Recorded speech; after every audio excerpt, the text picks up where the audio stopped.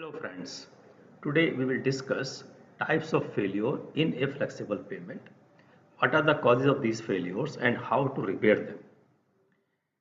In general, the flexible pavement consists of four component layers. The bottommost layer is called the soil subgrade. It is also called the foundation. Above that you have a layer of subbase and then base and then surface coats.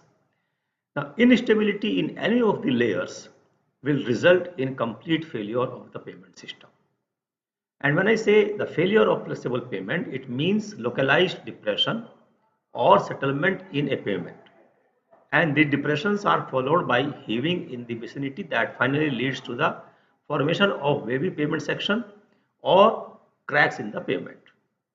It is the deterioration of serviceability index of the pavement with time. And as I told you, any of these layers can fail, and that can result in the complete failure of the pavement. Localized depression or settlement in a pavement can develop due to three common causes. Either it is because of failure of subgrade, or failure of base or subbase, or it may be failure of surface or wearing course. And therefore, it is important that each layer of the pavement is carefully designed and constructed to maintain its stability and to assist in overall stability of the pavement. Every layer is important. Failure in subgrade soil is mainly because of excessive deformation in the subgrade. And this is one of the main causes of failure of flexible pavement. Whenever a load is applied and if the soil is weak or pavement section is not adequate or the wheel load is excessive, then it may result in additional settlement or additional strain in the subgrade, which is beyond the limit of bearing capacity of the subgrade soil. And this type of failure can be detected by the following forms of defect. First, excessive undulations up and downs and corrugations in the pavement surface, or it might be depressions followed by heaving at surface, or it can be because of lateral shoving of the pavement near edges along the wheel path. There are three primary reasons for failure in subgrade soil. The first is inadequate stability. Inadequate stability basically means low resistance to deformation under stress. The inadequate stability of the subgrade is developed because of either inherent weakness of the soil or excessive moisture or improper compaction.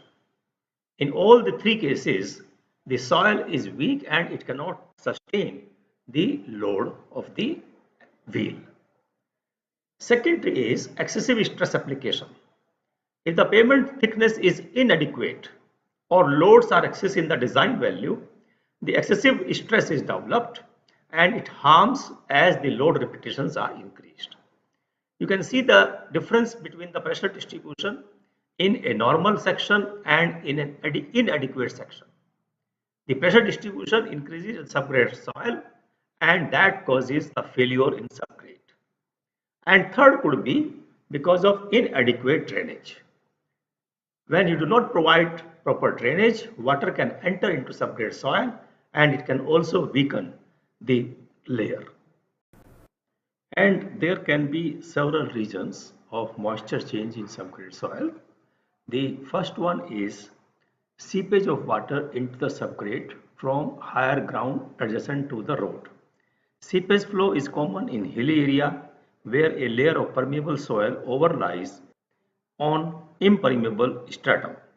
The flow of water may approach the road from any direction and may emerge at the ground surface also. Rise or fall in the level of water table. Seasonal changes in the level of water table are encountered in flat, low-lying area where lateral flow is very low. In coastal areas, rise or flow in water table may be due to tidal movements, and in such cases, change in moisture content of soil would depend on its capillarity and the average depth of water table. The third is percolation of water through surface of the road. In case of concrete roads, the water may percolate through joints and cracks which are not properly sealed. Some types of bituminous surfacing are also known to be porous and they also allow water to percolate down in the layers. By the transfer of moisture to or from shoulders or verges. Because of climatic changes, verges are generally wetter than subgrade in winter but drier in the summer. And these differences are likely to cause movement of moisture to the subgrade in winter and from the subgrade in summer. If the subgrade soil is clayey, then this change in moisture may result in rise and fall of the edge of the pavement with respect to the crown. And if the pavement is concrete, it may cause complete failure of the pavement. Fifth one is by the transfer of moisture to or from lower soil layers. Now, depending upon the time of construction, the subgrade beneath a road may be wetter or drier than the lower soil layer. In such situation, the subgrade will tend to reach a state of moisture equilibrium with the lower soil layers. And finally, by the transfer of water vapor through the soil. Vapor movement in soil is due to the differences in vapor pressure, which may arise either due to difference in moisture content or difference in temperature in different parts of the soil. It is prominent in less temperate climate where large daily and annual fluctuations of temperature are experienced. McAdam once said that the roads can never be rendered perfectly secured until the following principle be fully understood, admitted and acted upon. That it is the native soil which really supports the weight of the traffic, that whilst it is preserved in dry state, it will carry any weight without sinking. And that if water pass through a road and fill the native soil, the whatever be the thickness loses support and goes to pieces. Now this statement itself speaks a lot about the importance of moisture, importance of drainage in a pavement. There can be premature failure caused in part by poor subgrade, maybe in the form of undulations. It may be in the form of cracks on the surface, like longitudinal cracks due to differential volume change in subgrade soil, or maybe because of settlement of fill material. Failure in a pavement can also be due to failure in subbase or base course. Now here, subgrade is strong. There is no failure in subgrade, but subbase has failed here. Or sometimes base course can also fail, or both can fail if they are not of adequate strength or adequate thickness. So failure in subbase or base is because of excessive deformation. And this type of failure causes potholes, waves or corrugation on the pavement surface. And reasons: insufficient strength, loss of binding action, crushing of base course material under wheel, lack of lateral confinement of the general base course and therefore the full strength does not develop, inadequate wearing course, inadequate quality control or inadequate road drainage. The type of failure which can occur because of weak base or sub-base is cracking, which can occur because of plastic deformation in the layer. When I say plastic deformation, it means permanent deformation, or it can be in the form of deep grooves or transverse waves, which are also result of plastic deformation of the base course or sub-base course, or it may be because of insufficient layer thickness.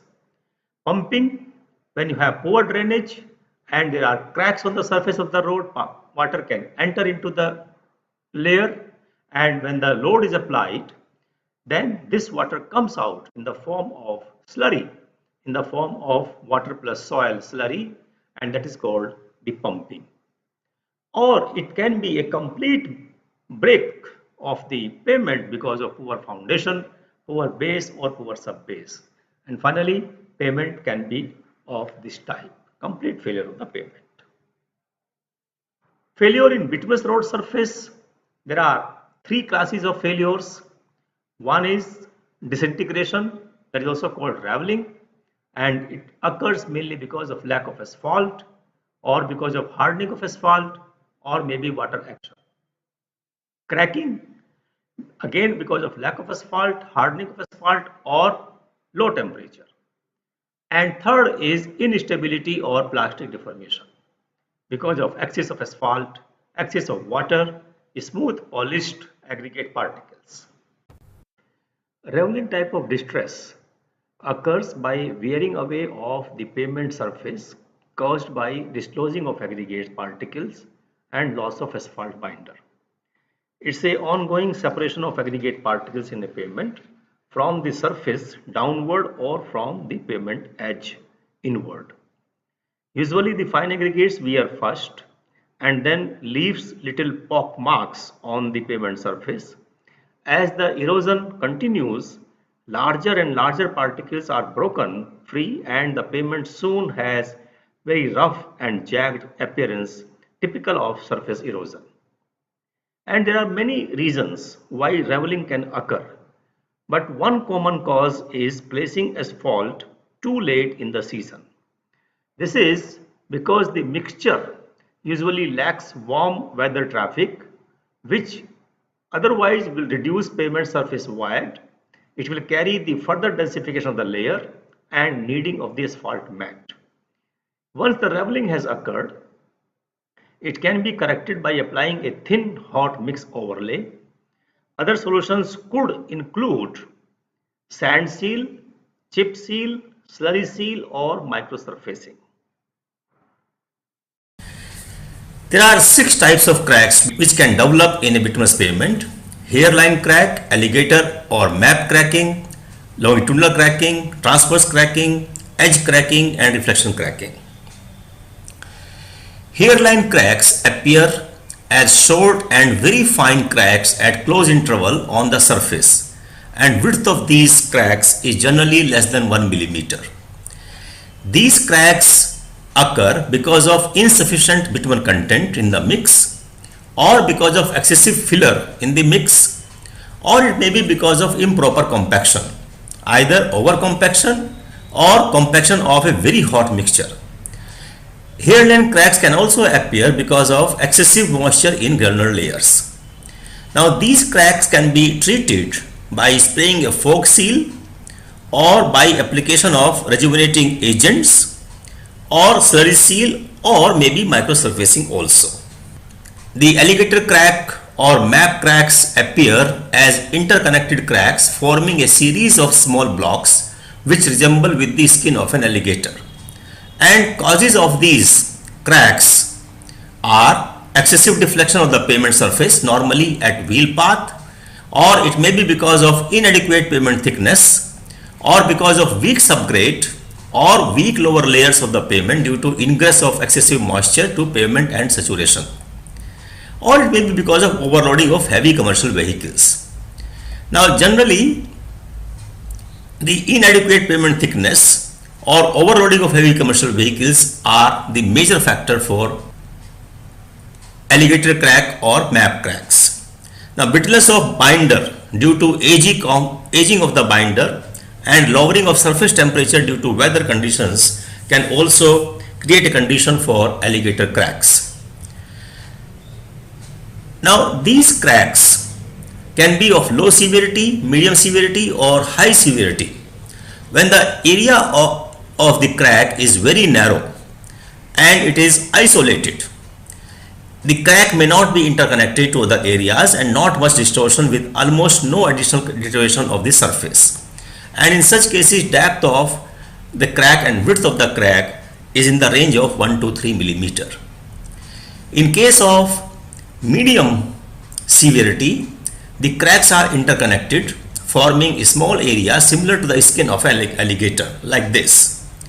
They may have signs of slight spalling with no pumping visible, and depth and width of crack is 3 to 6 millimeter. Whereas in case of extensive severity, the depth and width of the crack may be more than 6 millimeter, and sometimes bituminous surface pieces may be loose or missing.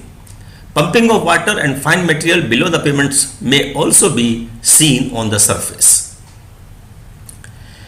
Now these cracks can be treated by crack sealing using bitumen emulsions or by rubberized bitumen or modified bitumen or if it is severely cracked, then milling and surface recycling may be a good option to remove these cracks. The another type of crack in the flexible pavements is longitudinal cracks, and these cracks appear more or less parallel to the center line on a straight line along the road like this. They are in the direction of the traffic, and they can also be either low severity, medium severity or high severity depending upon the width of the crack. If it is 1 to 3 millimeter wide and not very frequent cracks, then it is a low severity. If it is 3 to 6 millimeter wide cracks, it is medium, and if it is more than 6 millimeter, it is high severity cracks. And these cracks are caused because of the cracking at the pavement shoulder joint due to alternate wetting and drying beneath the shoulder surfacing, which may be because of poor drainage, or it may be because of improper or weak joint between two paving lanes. And these cracks can be treated in different manners. If it is a low and medium severity cracks, then crack sealing, preferably using rubberized bitumen, is a good solution. But if it is a high severity cracks, then remove and replace the cracked area with fresh patching.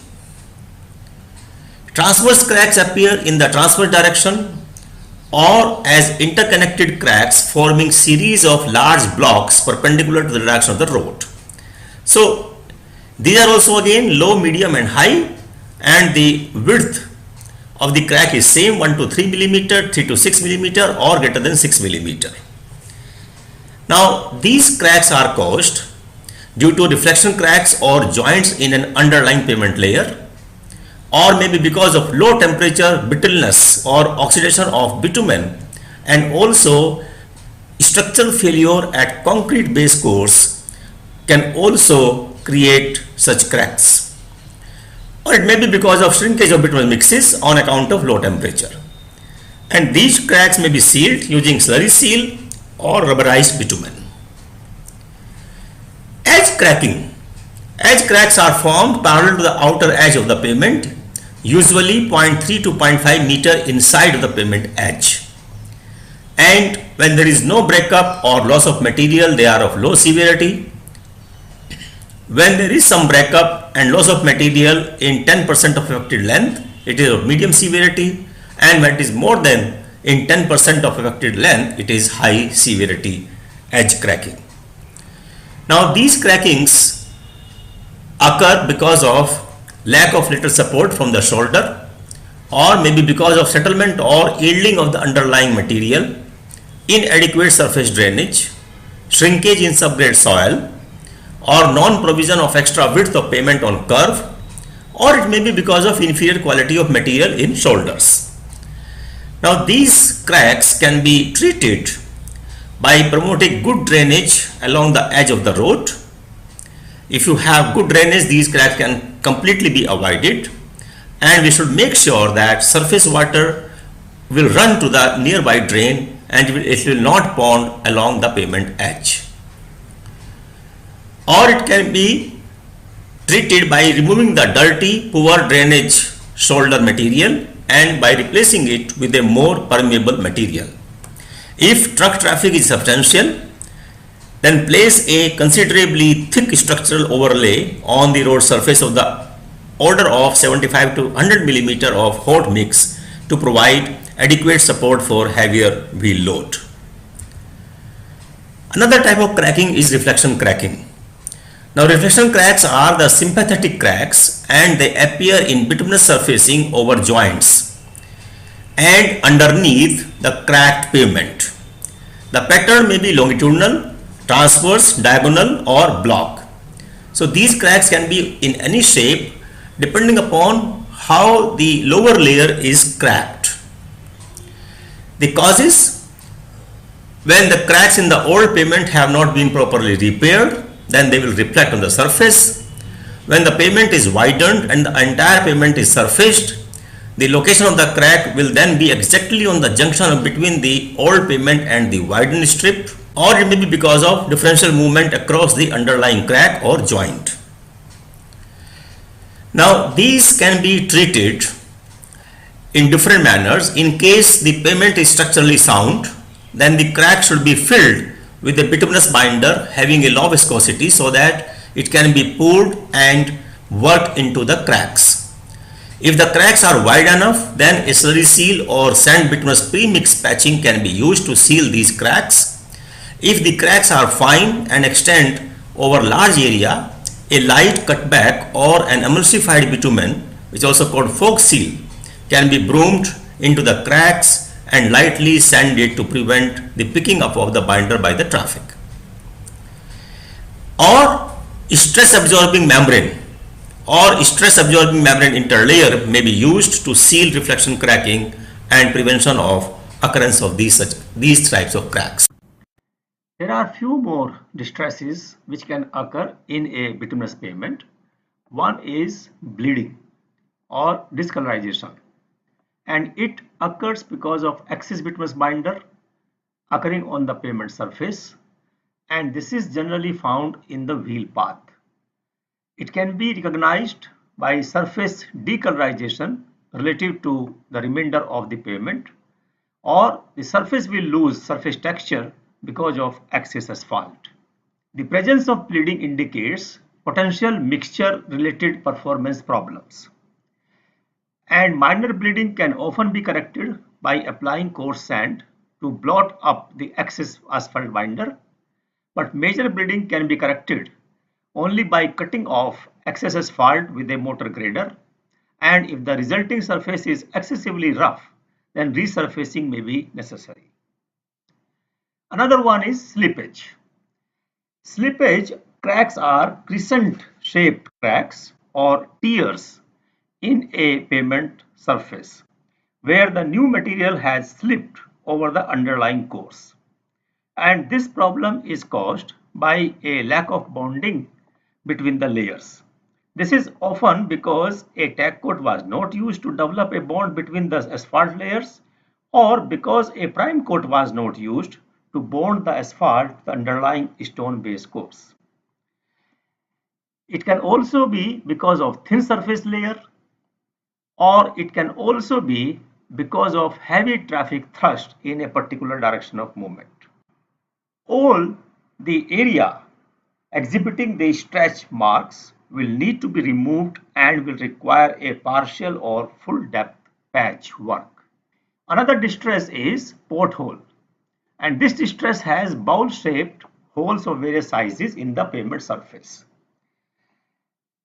Now they generally have sharp edges and vertical sides near the top of the hole. Potholes are result of moisture infiltration and usually the end result of untreated alligator cracking. As cracking becomes severe, the interconnected cracks create small chunks of pavement which can be dislodged as vehicle drives over them. Potholes can only be repaired by full depth patch replacement. And the last one is rutting, and this distress is a longitudinal surface depression in the wheel path. It may also have associated transverse displacement of the material. Rutting results from consolidation or lateral movement of any of the pavement layers or the subgrade under traffic.